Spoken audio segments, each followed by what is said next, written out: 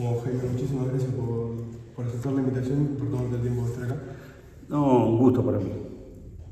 ¿Cómo empezaste a militar en la política y qué te motivó a llevar esa práctica?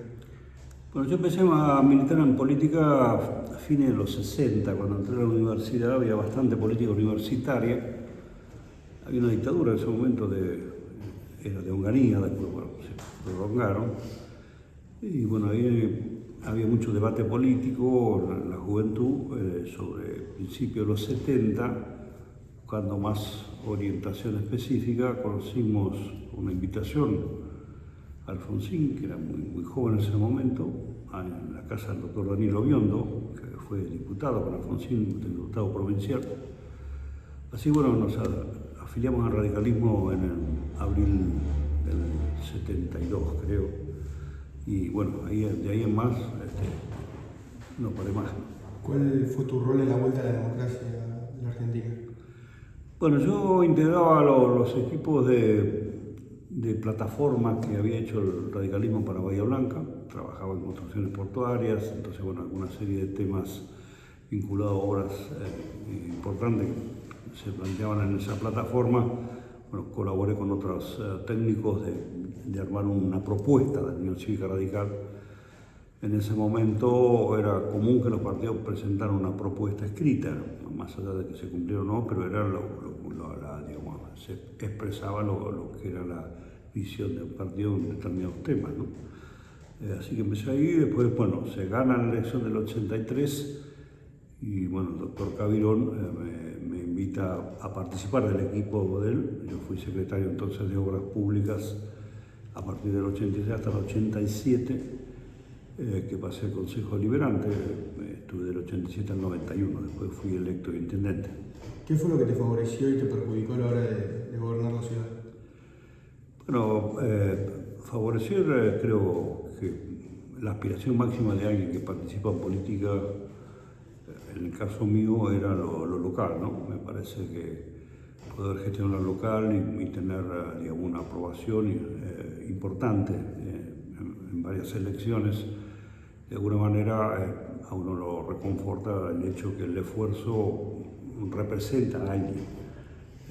Así que, bueno, y lo demás, lo negativo, bueno, nada, siempre, es como la vida, siempre hay cosas negativas, pero me parece como digamos, impacto en mi vida personal, creo que fue una época trascendente, primero por la edad, segundo por lo que pudimos hacer, por el equipo que pudimos armar, y bueno, creo que pudimos representar a una mayoría de la gente, generando una democracia participativa dentro de lo que es el esquema de la visión que hay de la democracia, ¿no? ¿Vos ganaste las tres con el radicalismo? Las tres elecciones sí con el radicalismo, en las intendencias las tres con el radicalismo sí. ¿Por qué crees que el radicalismo no tiene el mismo peso que hace 30 años? Yo creo que el radicalismo, en primer lugar, a partir de la pérdida de la elección después de la Rúa, no encontró un rumbo ni actualizó su plataforma. Alfonsín, cuando aparece como novedad para el gran público, el radicalismo había incorporado una serie de pensadores a su pensamiento clásico, de los dirigentes que venían de la época de Ilia a los 83, o sea, 20 años después actúa y se modifica, y Alfonsín es el líder de eso. Me parece que después de eso Alfonsín no alcanzó a interpretar que era necesario un cambio, incorporar nueva gente, y medio que se anquilosó.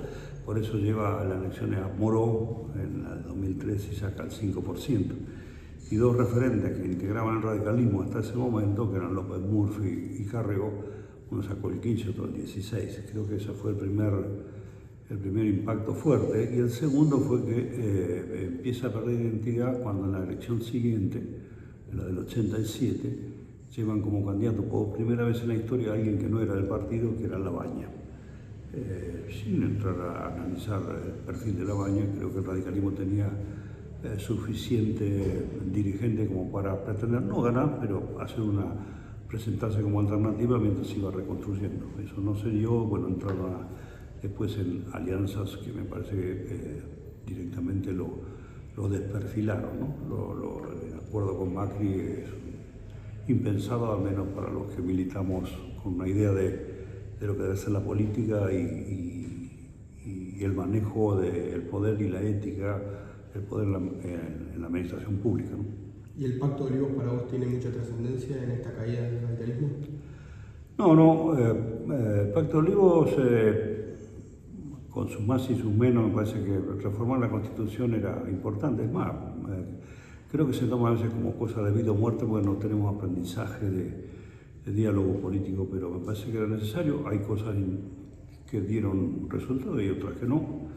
Hay que pensar que la Constitución que estaba vigente es de la época de Alberti, no sé, un siglo anterior, con una pequeña reforma en el 58, pero me parece que la reforma de la Constitución no hay que escaparle, es decir, que incorporaron los temas ambientales, los derechos humanos, auditoría, jefe de gabinete, una serie de cosas que algunas funcionaron, otras no, pero me parece que no impactó en el tema del radicalismo el hecho. De hecho, De la Rúa gana después de la elección del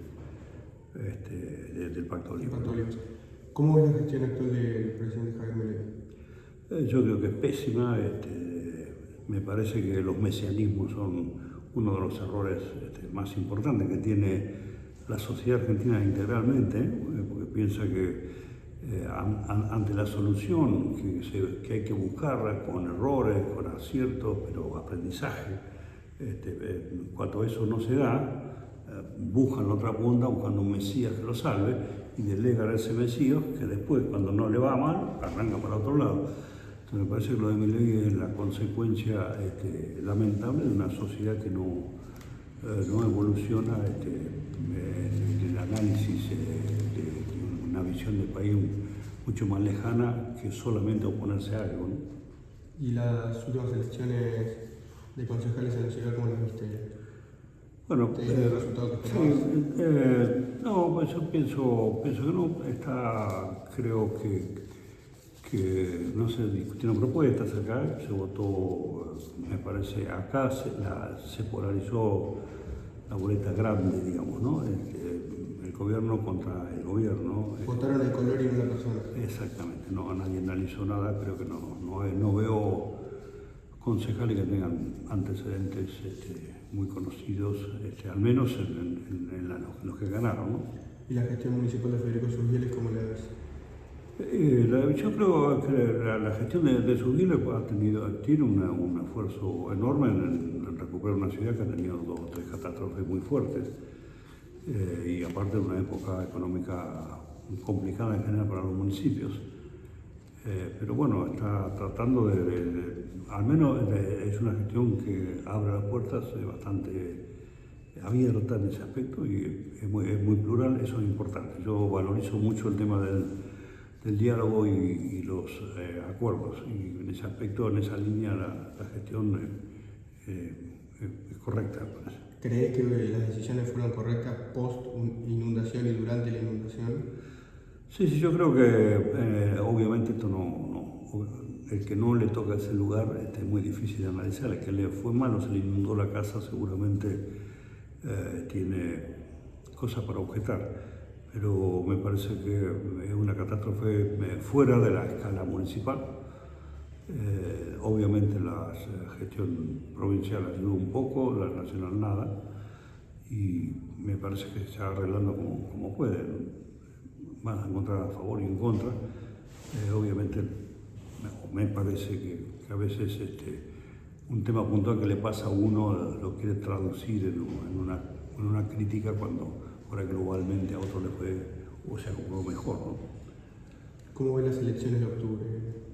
Ya que faltan menos. Es muy complicado pensar, digamos, ha cambiado el panorama totalmente a partir de septiembre, ¿no?